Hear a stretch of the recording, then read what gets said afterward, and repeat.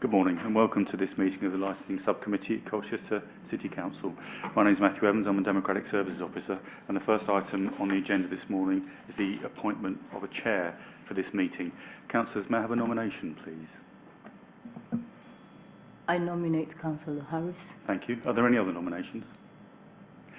Okay, Councillor, are you happy to confirm that Councillor Harris chairs this meeting? Thank you very much. Councillor Harris, over to you. Yes, good morning all. Welcome to you all to this meeting of the Thursday 25th of July. I am Councillor Dave Harris. I'm Councillor of the Beerchurch Ward and I'll be chairing the meeting this morning. To begin with, there's a few matters of housekeeping that I have to go through, with the exception of the Democratic Services Officer advising us. Would participants all please mute their microphones unless they are invited to speak. The public section of this hearing is being broadcast live on the Council's YouTube channel, where it will be available to view later. I will ask for the item of business to be presented, and we will then proceed in accordance with the hearing's procedure guidance, which is the document that you've had in the pack, which will ensure that anybody who wishes to has ample opportunity to address this committee. To summarise the procedure, I will invite the licensing officer to present the report and then invite the applicant to present their case. Members of the public or their representatives who are parties to the hearing will then be invited to make their case to the subcommittee. There will be an opportunity for any clarifying questions from the committee or any other party.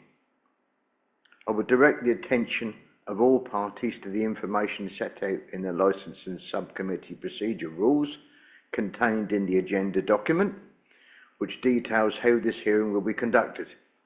I remind those attending as a representative of an interested party that they are required to limit the scope of their comments to the contents of the representation that has already been made and may not add any additional evidence of their own.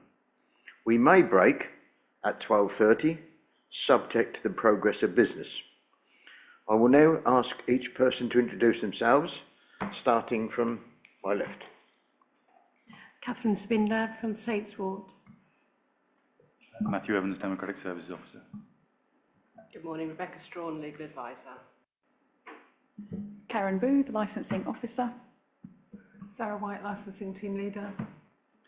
Paul Donachie, Licensing, Community Safety and Safeguarding Manager. Lynn Wallhead, I'm the DPS from Colchester Zoo. Rebecca Moore, Zoological Director, Colchester Zoo.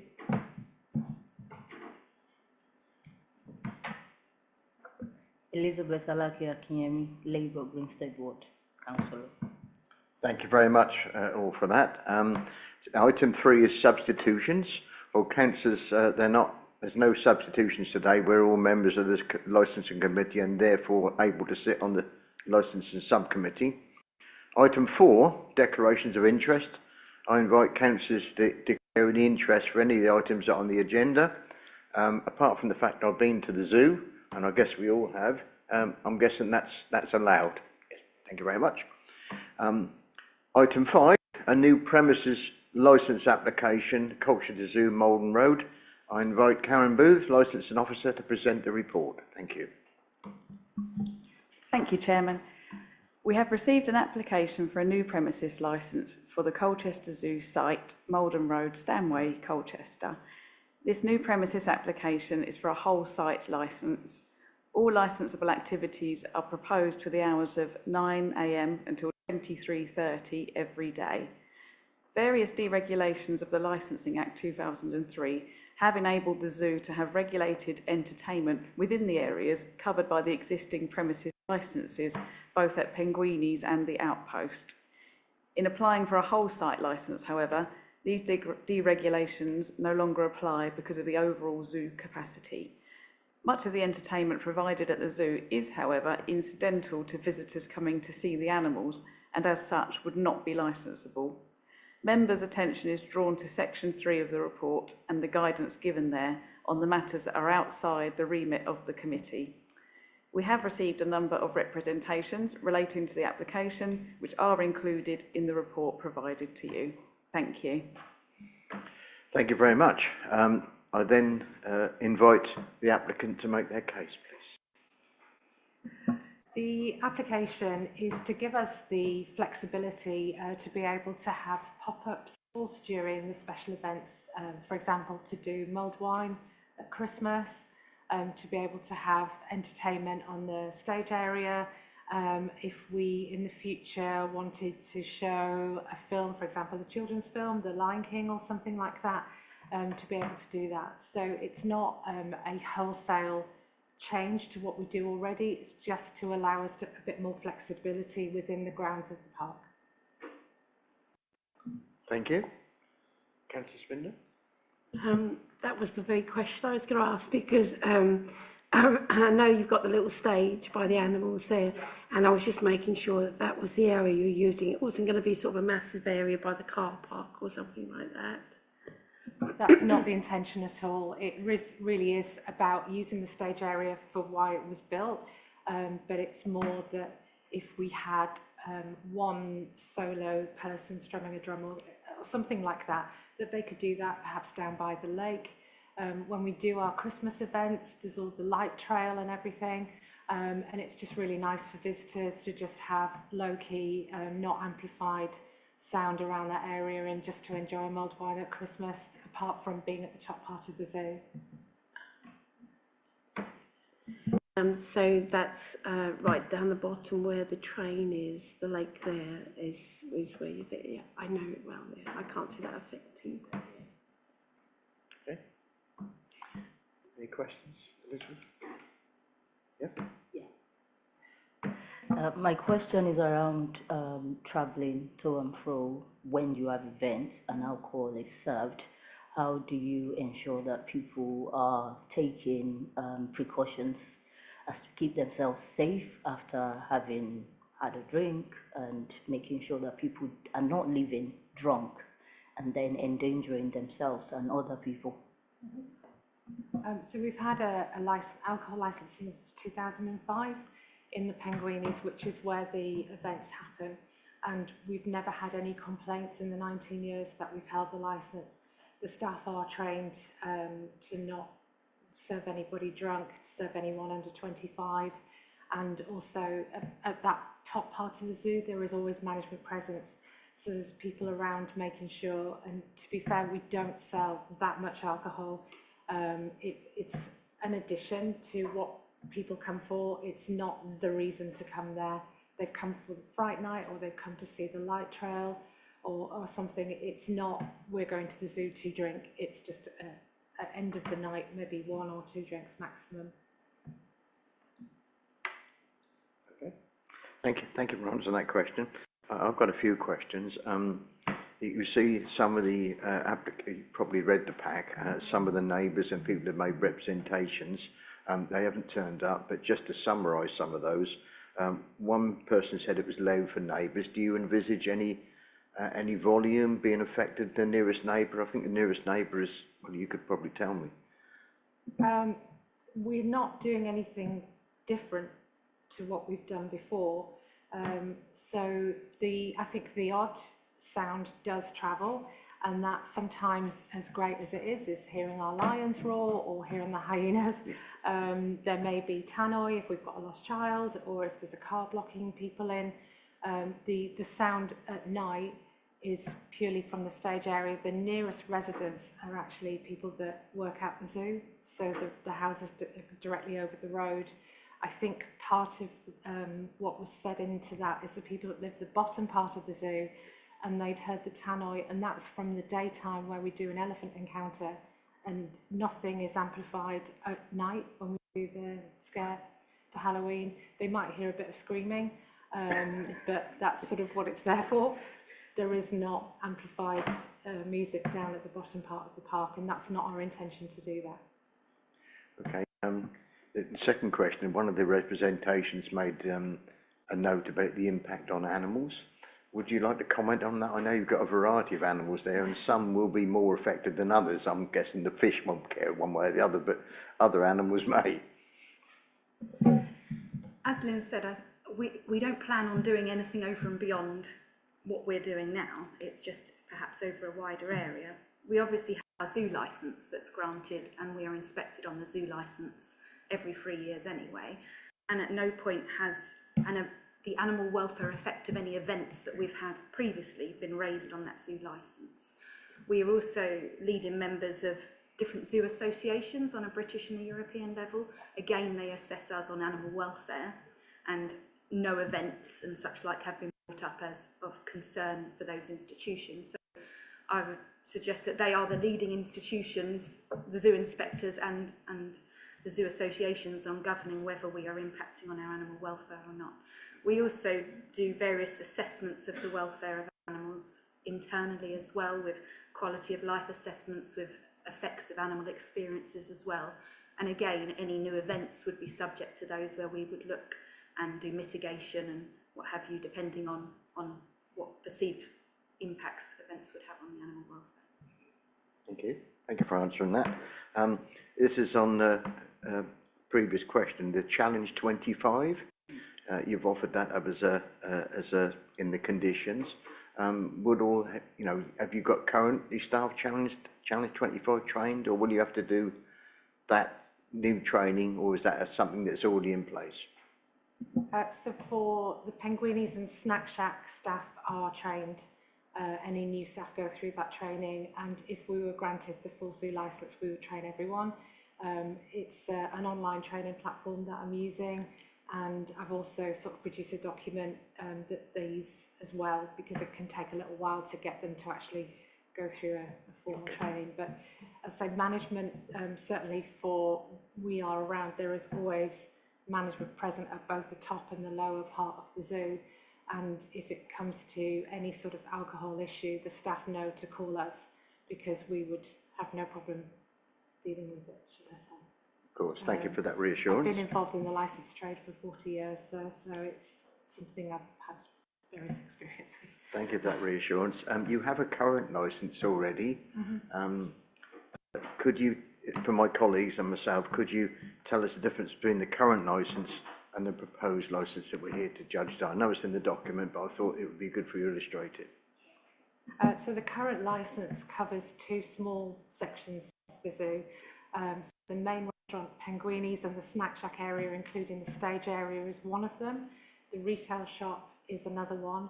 We've never actually sold alcohol through the retail shop, but again, that may be something that we would look to do, but more from a gifting, takeaway, branded bottles of wine or local beers that you could buy as gifts. It would not be that you would buy a drink there. But that was when the shop was developed. It was just something that we looked at as a possibility. So it's mainly the Penguini Snack Shack area, and that's where the events would end at the end of the night, because it's nearer to the exit building. I work a lot of those myself, so certainly I'm there to see what's happening. And I believe it's an extra half an hour, isn't it? That's what you're asking for at the night. It is, and this isn't something that we would immediately look to do. It's giving that flexibility for the future. We're becoming a trust from the 1st of January. It may be that if we looked at a fundraising event, it would give us an opportunity to do something within that to raise funds for the zoo going forwards. And one last question I've got, and I'll my colleagues one last chance as well. Have you got a complaints procedure for any noise or public nuisance, etc.? Do you have a process within the zoo that you follow to take a complaint, investigate it and deal with it? So as commercial managers, one of us is always there each day, so we've created a form. So if there was an incident specifically relating to that, we would complete the form. We have a customer engagement manager that would follow that process through. Our health and safety manager has been involved in creating this form, but one of us would be the person that, if we had to expel someone from the park, it'd be one of us that does it. The team aren't involved with that, it'd be us or the general manager.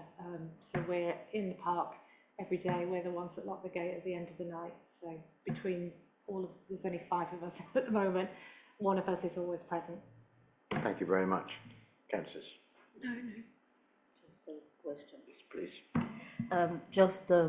I'm interested to know, have you had complaints or issues arising in the past while alcohol is being served, especially if that makes it if it exaggerates things that happen because alcohol is being served, and how have you dealt with it? So I've been at the zoo for 9 years and never ever had a complaint from that. People don't tend to drink that much when they come. It really is an addition. It's at the end of the day. If it's warm and sunny, they might want to sit on the terrace, or even in the Halloween events. Nobody really, they don't come for that reason. I've not ever been aware, I've never seen anyone that's had to be ejected for that reason. Thank you very much for that assurance. Okay. Yes. Thank you. I noticed you said this is no different to what you're already doing. Have you been running temporary event notices thus far, or have you been within the remit of your 2 small licences that you've got? So I had temporary event notices purely to sell mulled wine in Rat Bar last year. And in conversation with Sarah, we discussed how it would be easier to review the entire licence, so that going forwards, it was quite tricky to match the dates with the 24-hour gap and everything for the Christmas nights that we run during December. So roughly how many would you say you would have done in a year? I think it was 7, and I've only ever done it once, which was last year. Thank you. Thank you. No other questions, Rebecca? No? Okay. Well, in the lack of any objectors here, and I've tried to summarise some of their complaints, it's your chance now to make a closing statement for yourself to what we've just heard and what we've just said, just to back up your case, and then we'll then withdraw and adjourn the meeting and make a consideration. So your closing statement, please. So the reason for the application is to give us the flexibility for the future, that we could have pop-up stores, that we could just enhance visitor experience. We are not trying to have big alcohol related concerts or anything like that. It really is an addition, and it's just to make the experience of coming to the zoo. If somebody wanted the odd glass of wine or the odd drink of cider in the summer, to add to that, you know, we are looking next year at the trust starting, and things might change, not completely operationally. Rebecca's still there, the general manager's still there, I'm still there, but it would give us a chance that if we looked at an event in the future and thought it'd be really nice to do X, Y or Z, that would be possible.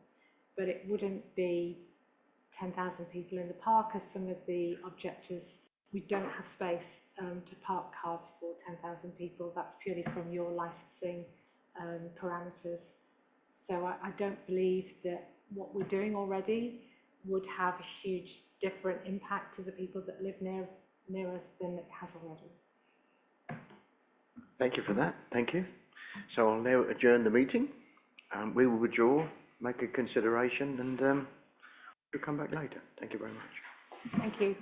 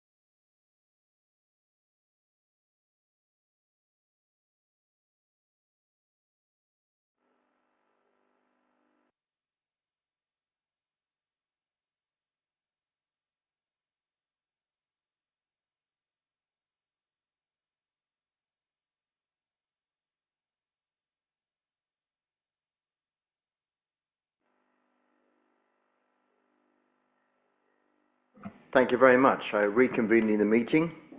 The subcommittee, following careful deliberations, the licensing subcommittee has reached the decision to grant the application made by Culture to Zoo Limited for new premises licence in respect of the premises known as Culture to Zoo, located at Malden Road, Stanway. In reaching its decision, the subcommittee has carefully considered the information which has been placed before it as part of the application, including the representations made by all interested parties. The subcommittee noted that no representations had, however, been received from any responsible authorities in respect of the application, and took assurance from this. The subcommittee was further assured by the licence conditions which have been offered by the applicant and the policies and procedures which are in place to deal with any incidents which occurred at the park. The fact that regular reviews of the premises were carried out as part of the annual regime licence and the requirement which were in place that staff be trained provided additional assurance for us, as did the fact that no complaints had been received or concerns raised in relation to the sale of alcohol on the site, which was already authorised. The subcommittee accepted the assertions of the applicant that the application which was for it was designated to regularise the sale of alcohol across the whole site and would not lead to any significant additional activities which were likely to cause distress to local residents or animals at the zoo. All parties have the right to appeal this decision to the Magistrates Court within 21 days, and further information in relation to this will be provided by the licensing officer. So it's been granted. Thank you very much. Thank you. Thank you very much. Meeting is now closed. Thank you.